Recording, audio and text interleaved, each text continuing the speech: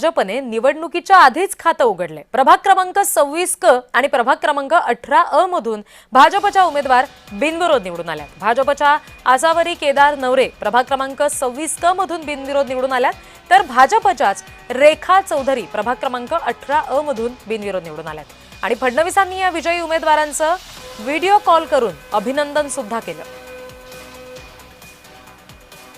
आहेत दोघ जण बोलतात आपली रेखाताई आपली विश्व हिंदू परिषद बजरंग दलाची कार्यकर्ती आणि आपली महिला आघाडीची अध्यक्ष होती, बिनविरोध झाली। आणि नवरेताई या सुद्धा डोंबिवलीमधून त्या ठिकाणी त्याही बिनविरोध झाल्या। त्या संघाचं घर नवरे पूर्ण फॅमिली सगळं दोन्हीच्या दोन्ही या बिनविरोध झाल्या।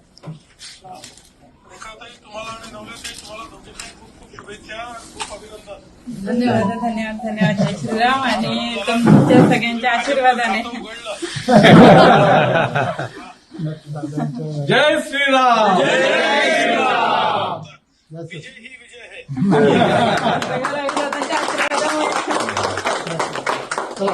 खूप खूप धन्यवाद। आपली बिनविरोध निवड झालेली आहे।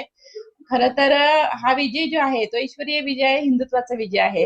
आज आपले महाराष्ट्राचे मुख्यमंत्री देवेंद्रजी फडणवीस साहेब, आमचे महाराष्ट्र प्रदेशाध्यक्ष रवींद्रदादा चव्हाण, तसेच आमचे जिल्हाध्यक्ष नंदूजी परब, आमच्या प्रदेशाध्यक्ष चित्रताई वाघ आणि नाना सूर्यवंशीजी आणि माझे मिस्टर राजन चौधरी, हा विजय जो आहे तो त्यांना मी समर्पित करते आणि माझ्या नागरिकांना हा विजय मी समर्पित करते।